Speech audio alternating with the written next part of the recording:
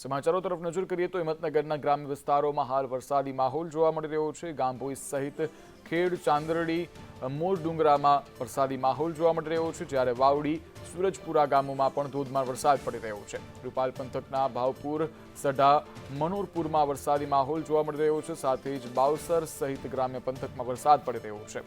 જોકે વરસાદ પડતા હાલ ખેડૂતોમાં આનંદની લાગણી જોવા મળી રહી છે।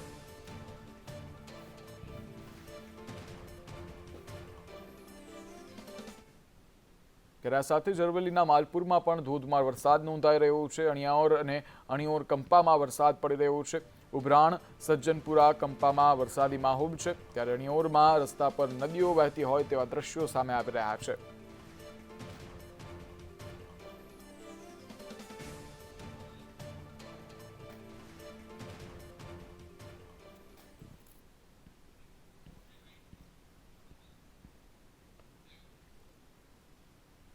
મહીસાગરના શહેરી અને ગ્રામ્ય વિસ્તારમાં હાલ વરસાદી માહોલ જોવા મળી રહ્યો છે। લુણાવાડા, ખાનપુરના ગ્રામ્યમાં વરસાદ નોંધાયો છે।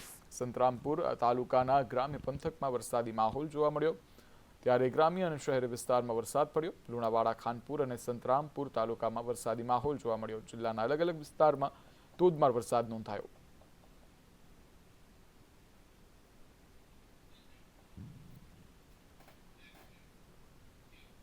ત્યારે ભરૂચમાં ગ્રાહકની ડિશમાંથી કાન ખજૂરો નીકળ્યો હોવાની ઘટના સામે આવી રહી છે। હોટલ એપલ ઇનમાં ગ્રાહકની ડિશમાં કાન ખજૂરો નીકળ્યો। હોટલ સંચાલકો દ્વારા હાલ ભીનું સંકેલવાનો પ્રયાસ કરવામાં આવી રહ્યો છે, ત્યારે ક્યાં સુધી ગ્રાહકોના આરોગ્ય સાથે ચેડા થશે, આ મોટો પ્રશ્ન છે। શા માટે વારંવાર ખાદ્ય પદાર્થમાંથી જીવાત નીકળે છે, ક્યાંક ઉંદર નીકળે છે, ક્યાંક ગરોળી નીકળે છે, ત્યારે હવે કાન ખજૂરો નીકળ્યો છે। ભરૂચની આ ઘટના છે, જ્યાં હોટલ એપલની ડિશમાંથી ગ્રાહકની ડિશમાંથી કાન ખજૂરો નીકળ્યો છે। ભરૂચની હોટલ એપલ ઇનની આ ઘટના છે, જ્યાં ગ્રાહકની ડિશમાં કાન ખજૂરો નીકળ્યો હોવાના આક્ષેપ છે।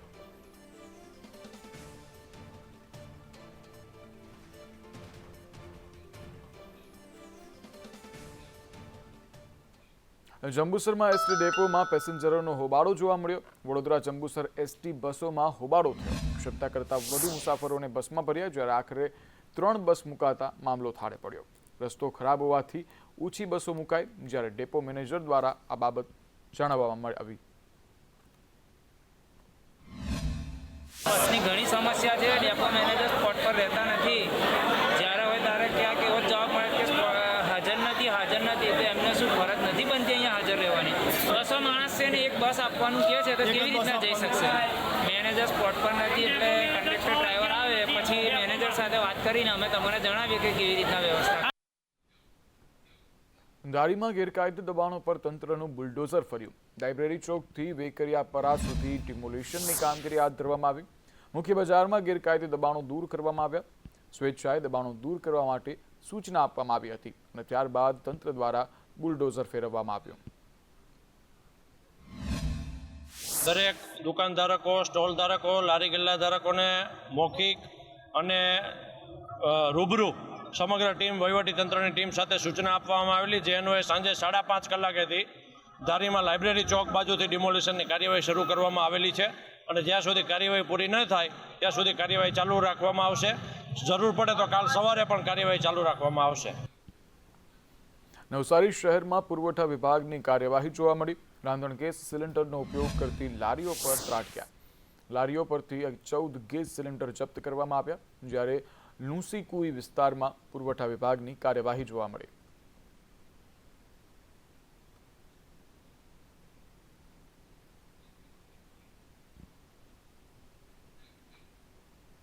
ત્યારે કેડીસીસી બેંકના જુનિયર ઓફિસરનો વિડીયો વાયરલ થયો છે। રવિન્દ્ર પટેલનો માફી માંગતો વિડીયો વાયરલ થયો છે। કેડીસીસી બેંકના ચેરમેન પર આક્ષેપો કરાયા હતા। સેવાલિયા બ્રાન્ચ મેનેજરનું અકસ્માતમાં મોત થયું હતું, ત્યારે રજાના દિવસે મૃતકને બેંકના કામે મોકલાયા હતા। કર્મચારીઓએ ચેરમેન હટાવવાના નારા પણ લગાવ્યા હતા। બેંકના ચેરમેન તેજસ પટેલે ખુલાસા કર્યા હતા। સમગ્ર વિવાદમાં રવિન્દ્ર પટેલે આક્ષેપ કર્યા હતા। કર્મચારીઓ પાસે નિર્દયતાપૂર્વક કામ લેવાના આક્ષેપ કરવામાં આવ્યા હતા।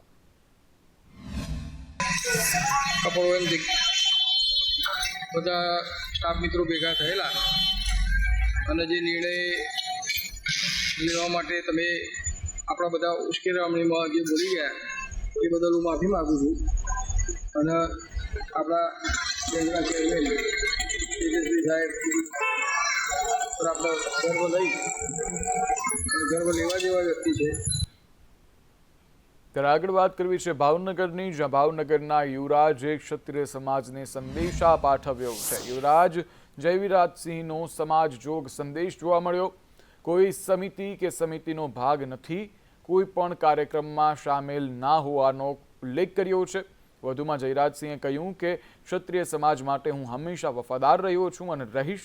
રાજકીય લાભ માટે મારા પૂર્વજોનો ઉપયોગ ન થાય. રાજપૂત એકતા અનિવાર્ય છે, તેમાં કોઈ શંકા નથી. મારા સમાજના ભલા માટે સખત મહેનત કરીશ.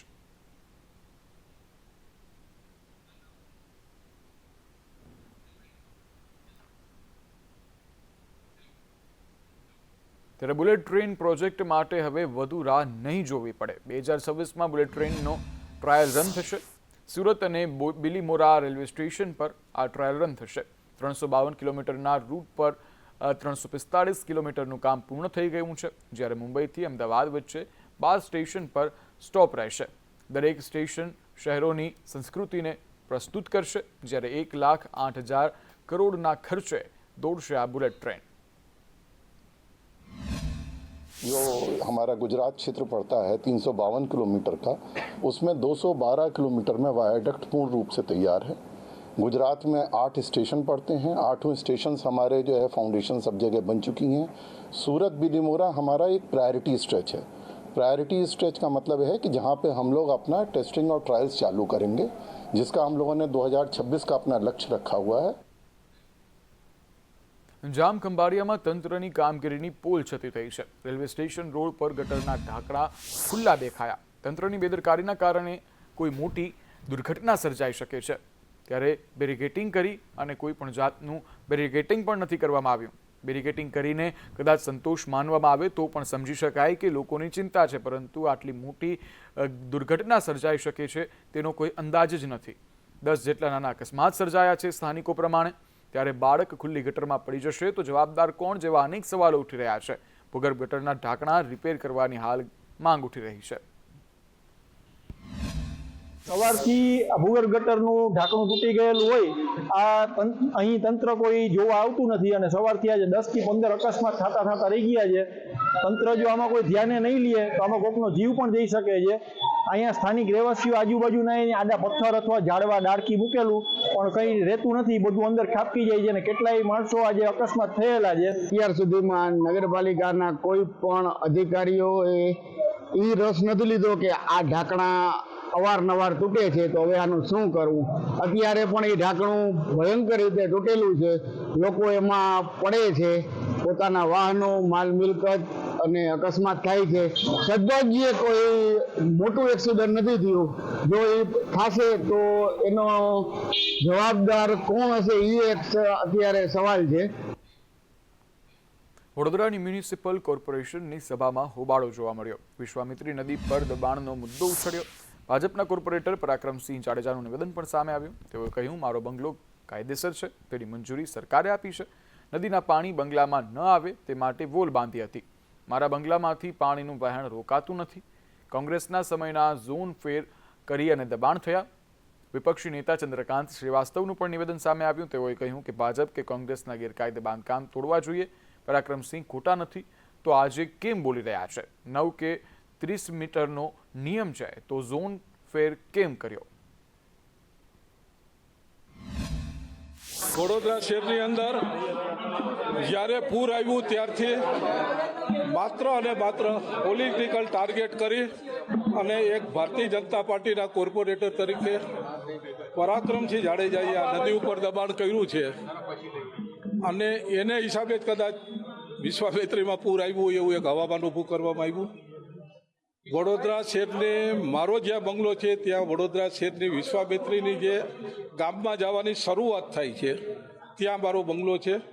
જો કદાચ ગામના સેન્ટરમાં હોત કે ગામના છેવાડે હોત તો ત્યાં કદાચ પાણી દબાઈ નહીં. તે પાણી બેક કરે, હંમેશા પાણી બેક કરે છે, પાણી કોઈ દી આગળ નથી જતું. એટલે એ પાણી વડોદરા શહેરમાં આવવાનો સવાલ નથી. બીજો સવાલ, અવારનવાર ઘણા બધા નેતાઓ પણ પોલિટિકલ મને ટાર્ગેટ કરી જ્યારે વિધાનસભાની ચૂંટણી આવે કે બીજી કોઈ ચૂંટણીઓ આવે ત્યારે મારી ફાઇલો લઈને ગાંધીનગર ગયા છે. એમના પ્રમુખે નિવેદન કર્યું, એમને જ કર્યું કે આ પાણી ભરાઈ ગયું, લોકોનું નુકસાન થયું, હજારો કરોડનું નુકસાન થયું, અને લોકોમાંથી અવાજ ઉઠી કે વડોદરા શહેરની અંદર જે પણ પાણીને અવરોધરૂપ બાંધકામ છે એને તોડી નાખવા જોઈએ. આ વડોદરા શહેરના લોકોની માંગ છે. પછી એની અંદર કોઈ બી આવતું હોય, અમારું આવતું હોય કે એમનું આવતું હોય, જ્યાં અવરોધ થતું હોય એ બાંધકામ તોડી નાખવાનું. હવે સવાલ, જો તમે ખોટું કર્યું જ નથી તો તમારે ક્લિયરિફિકેશન આપવાની જરૂર શું છે? વિશ્વામિત્રી નદીથી 10 મીટરના ડિસ્ટન્સ પર વિનુભાઈ જીવાભાઈ પટેલ, મારી પાસે નામ એક્ઝેક્ટ નથી, પણ વિનુભાઈ જીવાભાઈ પટેલ એ કોંગ્રેસના આગેવાન છે. એમને ઝોન ફેર કર્યા વગર ત્યાં મોટો 2 માળનો બંગલો બનાવી દીધો હતો. જ્યારે પ્લિન્થ લેવલે કોર્પોરેશનના ધ્યાનમાં 2018માં આવ્યું ત્યારે કોર્પોરેશને એમને નોટિસ આપી હતી. કોર્ટમાં કેસો થયા હતા. કોર્ટે સ્ટેટસ કો આપ્યો હતો કે કોઈએ બાંધકામ વધારવું નહીં. આમ છતાં ત્યાં 2 માળનો બંગલો પાછળથી એમને ઊભો કરી દીધો. આ બે માળનો કોંગ્રેસના આગેવાનનો આ બંગલો, જ્યાંથી કોંગ્રેસની ટિકિટો ફાઇનલ થતી હોય છે, એ ટોટલ ઇલીગલ છે. આગળ વાત કરવી છે કૌભાંડની, જ્યાં જીઈબીના કૌભાંડ પર કોંગ્રેસ પ્રવક્તાના આક્ષેપ સામે આવી રહ્યા છે. RDSS યોજના હેઠળ કૌભાંડ કરવામાં આવ્યું હોય તેવું મનીષ દોશી દ્વારા આક્ષેપ કરવામાં આવી રહ્યું છે. ત્યારે ટ્રાન્સમિશન મજબૂત કરવાના નામે બારોબાર લૂંટ કરવામાં આવી રહી છે. તેઓએ વધુમાં કહ્યું, યોજનામાં કેન્દ્ર સરકારે 1 લાખ કરોડ ફાળવ્યા. કોન્ટ્રાક્ટમાં રેગ્યુલર ભાવ કરતાં 400 ગણો વધારે છે અને આમાં વધારો જોવા મળી રહ્યો છે. 400 ગણો વધારો કરીને કોન્ટ્રાક્ટર અપાયો છે, જ્યારે 8 મીટરનો વીજ પોલ ઊભું કરવામાં ગોલમાલ જોવા મળી રહી છે. કેન્દ્ર સરકારના કરોડો રૂપિયા એટલે કે 5 વર્ષની અંદર 1 લાખ કરોડ રૂપિયાના નાણાકીય નામે ગુજરાતમાં PGVCL દ્વારા, આમ તો 4 ઝોનમાં થવાનું છે, એટલે કે પશ્ચિમ ગુજરાત, દક્ષિણ ગુજરાત, મધ્ય ગુજરાત અને ઉત્તર ગુજરાત, એટલે કે PGVCL, MGVCL, UGVCL અને DGVCL, આ 4 કંપનીઓ દ્વારા ડિસ્ટ્રીબ્યુશન નેટવર્કને મજબૂત કરવાનું, ટ્રાન્સમિશન નેટવર્કને મજબૂત કરવાના નામે લૂંટનો કારોબાર શરૂ કરવામાં આવ્યો છે. સમાચારોમાં આગળ વાત કરીએ તો જૂનાગઢમાં વરસાદને પગલે રોડ રસ્તાની હાલત દયનીય બની છે. જૂનાગઢના મહત્વના તમામ રોડ પર મસમોટા ખાડા પડ્યા છે. આ સાથે જ ગટરના પાણીની સમસ્યાને પગલે લોકોમાં ભારોભાર રોષ જોવા મળી રહ્યો છે. જૂનાગઢ વાસીઓને હજુ પણ ફિલ્ટરયુક્ત પાણી આપવામાં ન આવતું હોવાની પણ બુમરાણ ઉઠી છે. ત્યારે કોંગ્રેસ દ્વારા લોકોની સમસ્યાઓનો તાત્કાલિક ઉકેલ લાવવા માટે પાલિકા કમિશનરને આવેદનપત્ર પાઠવવામાં આવ્યું હતું. જૂનાગઢની પ્રજાને પડતી મુશ્કેલીઓને વેદનાને વાસા આપવાનો પ્રયાસ કર્યો છે, જેમાં જૂનાગઢમાં શુદ્ધ પાણી મળતું નથી, એ પ્રજાની મુશ્કેલી અનુભવી રહ્યા છે. રોડ રસ્તાઓના કામો સદંતર ખરાબ હતા અને ચોમાસા દરમિયાન વધારે ખરાબ થયેલા છે. શહેરમાં આવેલા કુલ 23 જેટલા મુખ્ય માર્ગો પર અમુક જગ્યાએ નાના મોટા ખાડાઓ ધ્યાને આવેલ છે ચોમાસાના કારણે. જ્યારથી ચોમાસું પૂર્ણ થયું ત્યારબાદ તાત્કાલિક આ તમામ ખાડાઓ છે એ વેટમિક્સ દ્વારા આપણે એનું સમારકામ કરી નાખવામાં આવેલ છે. આ 23 રોડ પૈકી 17 રોડ છે એ ગેરંટી પીરિયડના છે. એ સિવાય અન્ય રોડ છે એ કોર્પોરેશન હસ્તકના રોડ છે. આ 17 રોડમાં જે તે એજન્સી દ્વારા આપણે પેચવર્કનું કામ કરાવેલ છે અને હાલ ડામરના પ્લાન્ટ પણ શરૂ થઈ જતા છેલ્લા 3-4 દિવસથી આપણે ડામરનું પેચવર્ક પણ જે હાલ ગેરંટી પીરિયડના રોડ છે ત્યાં શરૂ કરવામાં આવેલ છે. મોરબી જિલ્લાના માળિયા અને હળવદ તાલુકાના ખેડૂતોના ખેતરોમાંથી પાવર ગ્રીડ કંપનીની 765 kVની હેવી વીજ લાઇન પસાર થાય છે, છતાં ખેડૂતોને પૂરતું વળતર આપવામાં નથી આવ્યું. જેને પગલે હળવદના ધુડકોટ ગામે ખેડૂતોનું મહાસંમેલન યોજાયું હતું, જેમાં મોરબી, બનાસકાંઠા, અમદાવાદ, પાટણ, કચ્છ અને ભુજ સહિતના જિલ્લાઓમાંથી 14 તાલુકાના ખેડૂત આગેવાનો હાજર રહ્યા હતા. આ સાથે ખેડૂતો દ્વારા પૂરતું વળતર ચૂકવવાની માંગ કરવામાં આવી હતી અને જો વળતર ન ચૂકવાય તો આંદોલનની ચીમકી પણ ઉચ્ચારવામાં આવી હતી. અને આવનારા સમયમાં સભા પહેલાં ખેડૂત આગેવાનોએ એક મિટિંગ કરી હતી કે જે 998 રૂપિયા અત્યારે સરકાર જીઆરની જાહેરાત કરી છે એ જીઆરની જાહેરાત કરી પણ એ હજી આપી દીધો એવું માન્ય નથી. જો એ રજૂ કરે ખેડૂતો સમક્ષ તો માનવામાં આવે. ત્યારે આજે 14 જિલ્લાના ખેડૂતો સાથે મળી અને એક નિર્ણય કરવામાં આવ્યો છે કે ભૂતકાળના જે હુકમો થયા છે એ હુકમને અનુસંધાને જે 2024નો પરિપત્ર છે કે ખરેખર જે હુકમો થયા છે એને ડબલ કરી આપવા ખેડૂતને. ભૂતકાળમાં જંત્રીના 85% વળતર ચૂકવવાની વાત હતી, તો અત્યારે માર્ચ 2024માં ખરેખર જ્યારે ડબલ 200 ગણા વળતર ચૂકવવાની વાત છે, તો ભૂતકાળમાં અહીંયા જ આજથી 2 વર્ષ પહેલાં મોરબી જિલ્લાની અંદર હુકમો થયા છે કે પર મીટરે 1000 રૂપિયા 1003 રૂપિયા વળતર ચૂકવવું. આજે કેમ કંપની ના પાડે છે? કચ્છના ધોરડો ખાતે દર વર્ષે રણોત્સવનું આયોજન કરવામાં આવે છે. સફેદ રણમાં યોજાતા રણોત્સવની મજા માણવા માટે લાખો પ્રવાસીઓ ઉમટી પડતા હોય છે, પણ આ વખતે ટેન્ટ સિટીના ટેન્ડર પ્રક્રિયામાં થયેલા વિલંબના કારણે રણોત્સવના આયોજન મુદ્દે અસમંજસ ઊભી થઈ છે, જેને લઈને ભુજ ખાતે કચ્છ હોસ્પિટાલિટી એસોસિએશનની બેઠક મળી હતી, જેમાં રણોત્સવના આયોજન અને ટુરિઝમ ઉદ્યોગના વિકાસને લગતા જરૂરી સૂચનો અંગે ચર્ચા કરવામાં આવી હતી. બેઠક મળી હતી, પણ રણોત્સવ થશે જ, કારણ કે રણોત્સવ જે સમય પ્રમાણે હંમેશા ચાલુ થાય છે એ રણોત્સવ થશે. અને દર વખતે આમાંથી 50% જે રણોત્સવ છે એ તો ટુરિઝમ પોતે કરતી હોય છે. એક્ટિવિટી કે P2 જે છે, બજાર છે, એ બધા કાર્યક્રમો ટુરિઝમ પોતે કરતી હોય છે. અને ખાલી ટેન્ટ સિટીનું જે સવાલ હતો કે એકને ટેન્ડર મળ્યો ને એ રદ થયો ને વળી પાછો બીજાને મળશે, એ હતો, એ પ્રોબ્લેમ તાત્કાલિક સોલ્વ થઈ જશે. રણોત્સવ થવાનો છે એ બાબતે જે વેપારી વર્ગમાં કોઈ શંકા નથી, સૌને વિશ્વાસ છે રણોત્સવ થવાનો જ છે. પણ રણોત્સવ જે રીતે થઈ રહ્યો છે એમાં વિશેષ જેમ કે રણ બનવું સમયસર અને વિશેષ સુવિધાઓ કે રણોત્સવમાં શું શું આકર્ષણો ઊભી કરી શકે, જેમ કે એક ટુરિઝમ દ્વારા ત્યાં કલ્ચરલ પ્રોગ્રામ કરવામાં આવે છે. એ કલ્ચરલ પ્રોગ્રામ અમુક દિવસોને બાદ કરતાં ત્યાં દરરોજ રાખવામાં આવે એવી એક રજૂઆત આવી છે. જે અસમંજસ હતી એ ગુજરાત સરકારે પૂરી કરી દીધી. એનું નવું ટેન્ડરિંગ પ્રક્રિયા પણ પૂરી કરી. આજે એની જાહેરાત ટૂંક સમયમાં થઈ જશે અને જે પણ પાર્ટીને આ મળે, પણ અમારી નમ્ર અરજ છે કે દિવાળીના દિવસો, પ્રવાસીઓ આવવાના દિવસો બહુ ટૂંકા બાકી રહ્યા છે, તો એનું પ્રમોશન વર્ક ઝડપથી ગુજરાત સરકાર ચાલુ કરી દે. સુરતમાં છેલ્લા કેટલાક દિવસોથી રોગચાળાએ માથું ઉંચક્યું છે. શહેરના વિવિધ વિસ્તારોમાં ડેન્ગ્યુ, મેલેરિયા અને તાવ સહિતના કેસોમાં ધરખમ વધારો થયો છે. સુરતની સિવિલ હોસ્પિટલના OPDમાં રોજના 700થી વધુ દર્દીઓ સારવાર અર્થે આવી રહ્યા છે. છેલ્લા 15 દિવસમાં ડેન્ગ્યુના 29 અને મલેરિયાના 26 કેસ નોંધાયા છે. આવી સ્થિતિમાં કેટલાક દર્દીઓ બોગસ ડોક્ટરો પાસેથી સારવાર લેતા તેમની તબિયત વધુ બગડી હોવાનું અને બાદમાં તેઓ સિવિલમાં સારવાર લેવા આવ્યા હોવાનું સામે આવ્યું છે.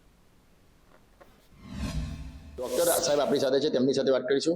બેન, કેટલા મોટોમાં ચોંકાવનારો જે કહેવાય કે કારણ સામે આવ્યું છે, શું છે હકીકત? જી, આપ સૌ જાણો છો તે પ્રમાણે આપણા સાઉથ ગુજરાતમાં વરસાદી માહોલ પછી મચ્છરજન્ય રોગો અને ઋતુગત બીમારીઓનું પ્રમાણ જ્યારે નોંધાઈ રહ્યું છે, ત્યારે આવા કેસીસમાં જ્યારે રોગના લક્ષણો દર્દીમાં દેખાતા હોય છે, ત્યારે આવા દર્દીઓ કાં તો જાતે સારવાર લેતા હોય છે, ઘરમાં પડેલી દવાઓનો ઉપયોગ કરતા હોય છે નજીકના મેડિકલ સ્ટોરમાંથી, અથવા તો તેમની નજીકના એવા કોઈ ડોક્ટર પાસેથી દવા લેતા હોય છે કે જે લોકો આ દર્દીની સારવારમાં નિષ્ણાત હોતા નથી. તો આવા દર્દીઓ જ્યારે સારવાર જાતે લઈને અથવા તો આવા જે અનક્વોલિફાઈડ ડોક્ટર પાસેથી સારવાર લે છે અને સમય પસાર કરે છે, ત્યારે એવા દર્દીઓમાં જે તે રોગોના સામાન્ય બીમારી કરતાં પણ ગંભીર કે અતિ ગંભીર લક્ષણો જોવા મળતા હોય છે. કેમેરા પર્સન ભૂષણ ચૌધરી સાથે મનીષ પરમાર. આમોદ નગરપાલિકાના કોન્ટ્રાક્ટ અને રોજમદાર કર્મચારીઓને 4 મહિનાનો પગાર ન મળતા આમોદનગર પાણી વિના તરસ્યું રહ્યું છે. આ કર્મચારીઓને છેલ્લા 4 મહિનાથી પગાર ન આપી કર્મચારીઓનું શોષણ કરવામાં આવતું હોવાના આરોપ લાગ્યા છે. વારંવાર લેખિત અને મૌખિક રજૂઆતો કરવા છતાં પણ કર્મચારીઓની સમસ્યા હલ કરવામાં ન આવતા આખરે તેમણે હડતાળનું શસ્ત્ર ઉગામ્યું છે. જો કે આમોદ નગરપાલિકા પ્રમુખનું કહેવું છે કે ચોમાસાના કારણે વેરા વસૂલાત નથી થઈ, તેમજ સરકાર પાસે લોન માટે એપ્લાય પણ કરેલી છે અને આ સમસ્યાનો હલ વહેલી તકે આવશે તેવી તેમણે ખાતરી આપી હતી. આમોદ નગરમાં કર્મચારીઓનો પગાર બાબતે એવું કહી શકાય કે 4 મહિનાનો પગાર બાકી છે અને પૂરની અને વરસાદની પરિસ્થિતિને કારણે વેરા વસૂલાત પૂરતી પ્રમાણમાં થયેલ નથી. જેને કારણે સમયસર પગાર થઈ શક્યા નથી. પરંતુ અમારો પગાર કરવાનો પ્રયત્ન ચાલુ છે. અમે ગુજરાત મ્યુનિસિપલ ફાઇનાન્સ બોર્ડમાં પણ એપ્લાય કરેલું છે બુનિયાદી લોન માટે, અને એ બુનિયાદી ગ્રાન્ટ આવી ગયા પછી અમે એમનો પગાર થઈ જાય એવો અમારો પ્રયત્ન છે. આંબેડકર નગર તરફની રહેવાસી છું. અહીંયા 2 દિવસથી અમારી સોસાયટીમાં પાણી અને કચરાનો નિકાલ થતો નથી, જેથી અમે નગરપાલિકામાં અમારી કમ્પ્લેન લઈને આવ્યા છે, પણ અહીંયા ના તો પ્રમુખ છે કે ના કોઈ મોટા સાહેબ છે જેને અમે અમારી કમ્પ્લેન કરી શકીએ. અને કચરાનો નિકાલ પણ નથી થતો. અમારે આ રોજબરોજની જરૂરિયાત છે, પાણી રોજબરોજની જરૂરિયાત છે, પીવાનું પાણી, નવા ધોવાનું અને રોજબરોજની વસ્તુઓ માટે અમે પાણી ક્યાંથી લાવીએ અને કચરાનો નિકાલ ક્યાં કરવા જઈએ?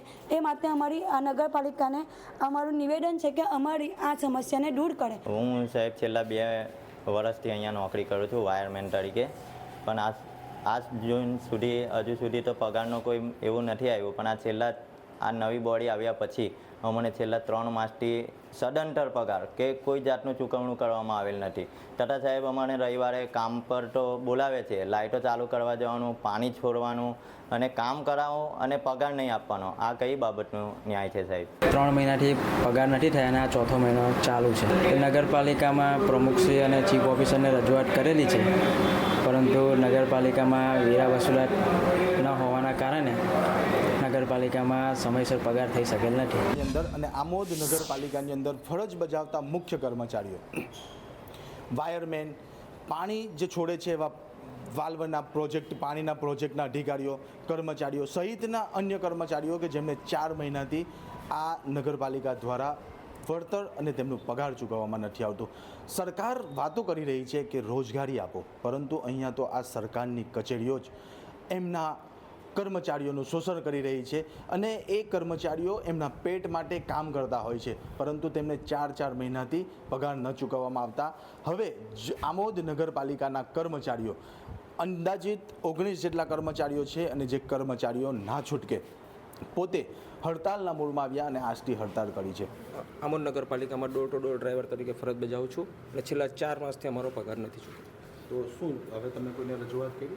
લેખિત મૌખિત વારંવાર પ્રમુખશ્રીને ફોન કર્યા, ચીફ ઓફિસર સાહેબને ફોન કર્યા, પણ અમારો કોઈ નિર્ણય આવ્યો નથી. હવે શું નિર્ણય લીધો છે? અમે બધા જ યુનિટના થઈને આજથી તમામ કામગીરી બંધ કરેલ છે. તો છેલ્લા 3 માસથી પગાર થયો નથી અને 4થો માસ પૂરો થવા આવ્યો છે, જેથી પગાર કરવા આપ સાહેબને નમ્ર અપીલ કરીએ છીએ.